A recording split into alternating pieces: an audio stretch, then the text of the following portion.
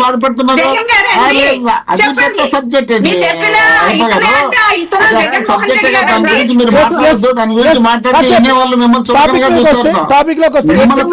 చూస్తారు, దాన్ని డిస్కస్ చేయొద్దు. అది పెద్ద సబ్జెక్ట్. ఇంకోటి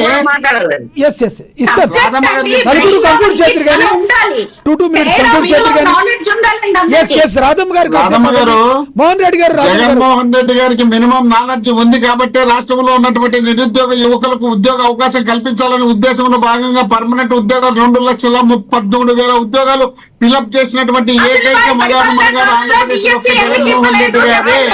దాదాపు 8 లక్షల ఉద్యోగాలు ఇచ్చిన జగన్మోహన్ రెడ్డి గారు ముఖ్యమంత్రి చేయలేదు. జగన్మోహన్ రెడ్డి గారు వచ్చిన తర్వాత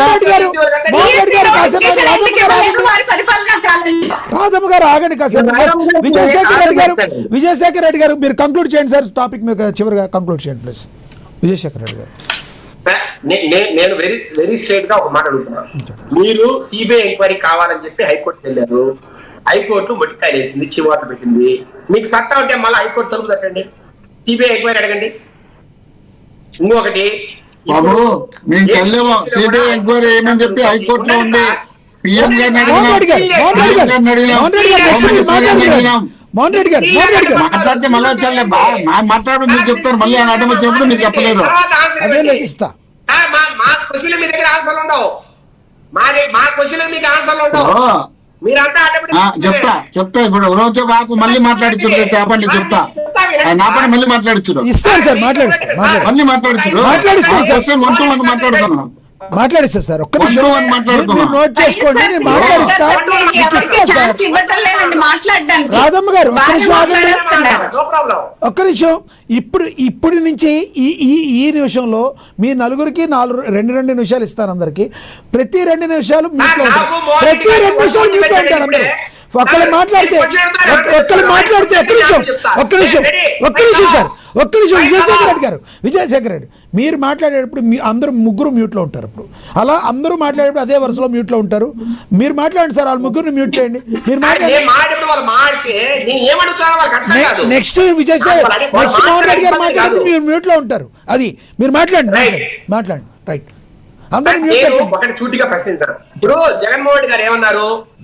ఏపీపీఎస్సీను మీరు సిబిఐకి ఎంక్వైరీ ఇవ్వండి, డిఎస్సీ ఎంక్వైరీ అడుగుతున్నారు.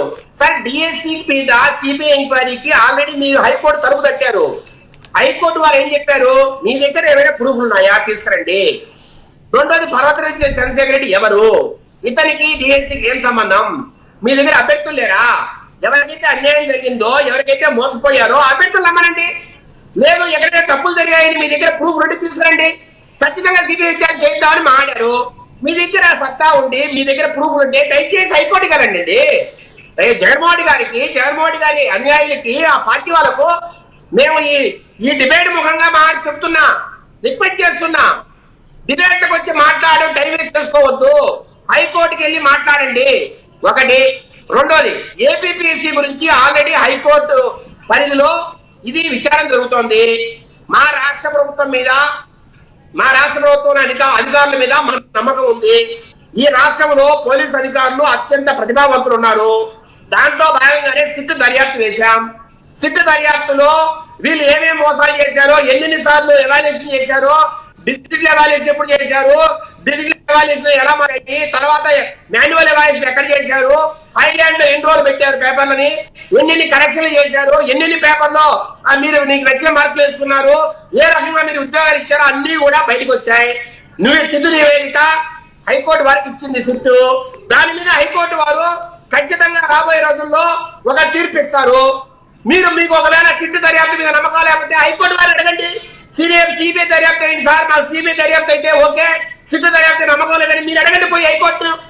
అంతేగాని ప్రెస్ మీట్ దమ్ముంటే ఏంటి సార్? మాకు సత్తా ఉంది కాబట్టి, మా అధికారుల మీద మాకు నమ్మకం ఉంది కాబట్టి మేము ఇక్కడే విచారణ చేస్తాం. మా దగ్గర సత్తా ఉన్న పోలీసు అధికారులు కావచ్చు, లేదంటే రకరకాల అధికారులు కావచ్చు ఈ దేశంలో లేరు. ఈ రోజు ఏపీ అగ్ర స్థానంలో ఉంది, పోలీసు పరంగా కావచ్చు, జస్టిస్ పరంగా కావచ్చు. దాని మీద డిబేట్ చేద్దాం. మీరు రకరకాల రైట్ మీ అభిప్రాయం సార్, అర్థమైంది? ఉన్న మాట, Yes. ఉన్న మాట, ఇంకొక మాట. చెప్పండి. సార్ ఇప్పుడు రాజకీయ సార్ ఎప్పుడు సార్ రకరకాలుగా ఉద్యోగాలకు నోటిఫికేషన్ ఇచ్చినప్పుడు కొంతమంది మోసగాళ్ళు రకరకాలుగా మోసం చేయాలి ప్రయత్నం చేస్తుంటారు. సార్ వాళ్ళ విధి విధానాలు లేకపోతే వాళ్ళు ఎవడు ఏంటని తెలుసుకోకుండా మీరు డబ్బులు ఇచ్చి మోసపోతూ ఉండడం అనేది ఎవరి సంబంధం అది? సార్ మీరు మోసపోయారని చెప్పారు, మీరు పోలీస్ స్టేషన్ లో కేసు పెట్టారు, దాని మీద దర్యాప్తు జరుగుతుంది. నిజంగా వారు ఎవరైనా జాబ్ ఇప్పించితే అప్పుడు ప్రభుత్వంలోనో లేకపోతే ఇంకెక్కడో అక్కడ అవినీతి జరిగినట్టు. అంటే ఆమె జాబ్ రాలేదని ఆమె చెప్పినప్పుడు ఇంకా అవినీతికి తావెక్కడుంది? ప్రభుత్వంలో లోకలెక్కలు ఎక్కడ ఉన్నాయి? స్కామ్లు ఎక్కడ జరిగాయి? అదే ఆన్సర్, ఆ ఆన్సరే కదా, అదే కదా ఆన్సర్. రెండోది ఆమె డబ్బు పోయిందంటున్నారు, పోలీసులు దర్యాప్తు చేస్తే డబ్బులు ఇప్పించారు. శేఖర్ రెడ్డి గారు ఎస్ సమయం అయింది. మీరు అడిగిన మీ అభిప్రాయం అర్థమైంది. ఎస్ మోహన్ రెడ్డి గారు. మాకు వచ్చినప్పుడు నిలబెట్టారు మీరు. లేదు అందరూ మ్యూట్ లోనే ఉంటారు, చెప్పే కదా. మోహన్ రెడ్డి గారు మీరు మాట్లాడండి. శేఖర్ రెడ్డి గారు చెప్తున్నారు కదా, మేము నిజాయితీగా చేస్తాం, మేము కరెక్ట్ గా చేస్తాం, మేము బాగా చేస్తాం, మేము మా అంత కరెక్ట్ చేసేవాళ్ళు లేరు, మేము ఏలేరు కుంభకోణంలో జడ్జీలను నాశనం చేసినాం, మేము బట్టి రాష్ట్రాన్ని దేశాన్ని సర్వనాశనం చేస్తామని చెప్తున్నారు కదా. సరే అన్ని కరెక్టే. స్టేట్ లో ఉండే గవర్నమెంట్ మీదే, కేంద్రంలో ఉండే గవర్నమెంట్ మీదే. సిబిఐ దర్యాప్తు చేయడానికి ఎందుకు భయపడుతున్నారు? రాజశేఖర రెడ్డి గారి కొడుకు మీద సిబిఐ దర్యాప్తు ఏమని అసెంబ్లీలోనే రాజశేఖర రెడ్డి గారు కోరినారు. దమ్ముంటే నిరూపించుకొని. తర్వాత అదే రాజశేఖర రెడ్డి గారు ముఖ్యమంత్రిగా ఉన్నప్పుడు ఆయన కొడుకు మీద ఆయనే ఇస్తున్నారు సిబిఐ దర్యాప్తు. వీళ్ళు ఆరోపణ చేశారు. సిగ్గు లేకుండా ధైర్యం లేకుండా ఆడింగులలో మాత్రం మాట్లాడతారు. మేమేందా మాకు గవర్నమెంట్ ఉంది, మేము పెద్ద పురంగం అని. అందరికీ ఉందయా, అందరికీ గవర్నమెంట్ ఉంది, అందరికీ పోలీసులు ఉంటారు, అందరికీ ఉంటారు. రేపు మాకు అధికారం వచ్చినప్పుడు మీకు పోలీసులు ఏందో చూపించాం. అది కాదు సబ్జెక్టు. ఇప్పుడు మీరు ఆరోపణ చేసినారు, నిరూపించడానికి సిబిఐ దర్యాప్తు వేయండి. సిబిఐ దర్యాప్తు వేయకుండా ఎందుకు ఉండదు? రేపు మా మీద ఏపీపీఎస్ మీద మీరు కంప్లైంట్ చేస్తున్నారు, మా మీద సిట్ వేసినారు. సిట్ ఎవరి చేతిలో ఉంటుంది? మీ చేతిలో ఉంటుంది. కోర్టుకు పోయిన తర్వాత కోర్టు సిట్ వేయమంది. సిట్ వేసిన తర్వాత ఆ పోలీసులు రాష్ట్ర పోలీసులే కదా, మీ కింద ఉండే వాళ్ళే కదా, మీ ఇష్టం వచ్చినట్టు రిపోర్ట్ తయారు చేయించుకుంటారు కదా. ఇంకొకటి అంటున్నారు, పర్వతిరెడ్డి చంద్రశేఖర్ రెడ్డి పోయినారు, కోర్టు చీవాటు పెట్టేది బాబు. ఇక్కడ 330 కేసులు ఉన్నాయి. ఈ 330 కేసులు ఎగ్జామ్ నేషనల్ అయినా వాళ్ళని పరిష్కరిద్దాంలే, మీరు ఊరుకుండండి, సంబంధించిన వాళ్ళు ఉన్నారు కదా వాళ్ళు చేద్దామని చెప్పినారు. మూడోది మేము సిబిఐ వేయమని చెప్పి కోర్టును సంప్రదించడం, ప్రధానమంత్రి గారిని సంప్రదించడం, అమిత్ షా గారిని సంప్రదించడం, అందరినీ అడుగుతున్నాం. అంటే మీరు అదేందో చూపిద్దామని మీకు ఎందుకయ్యా అంత ఉనికి? ఎందుకయ్యా అంత భయం? ఎందుకయ్యా? మీ చంద్రబాబు నాయుడు గారికి కొడుకు పెద్ద అటర్ ఫ్లాప్ అయినాడు కాబట్టి, ఈ అటర్ ఫ్లాప్ అయినటువంటి క్యాండిడేట్ ను రేపు ముఖ్యమంత్రిగా అంటే జనాలు ఒప్పుకోరు కాబట్టి, అది ఎంత తప్పైనా సరే ఎన్నికేసుకొని రావాలనే ఉద్దేశంలో భాగంగా సర్వ ప్రయత్నాలు చేస్తున్నారు కాబట్టి మీరు చెప్తున్నారు. ఇప్పుడు ఏపీపీఎస్సీ లో మేము ఎగ్జామ్ రాసిన తర్వాత మా మీద ఎవరైనా డబ్బులు అడిగినారని చెప్పో, లేక ఆడియోలో వీడియోలో లేక చెక్కులో ట్రాన్స్ఫర్ లో జరిగినట్టు ఒక్కటి చూపించండి.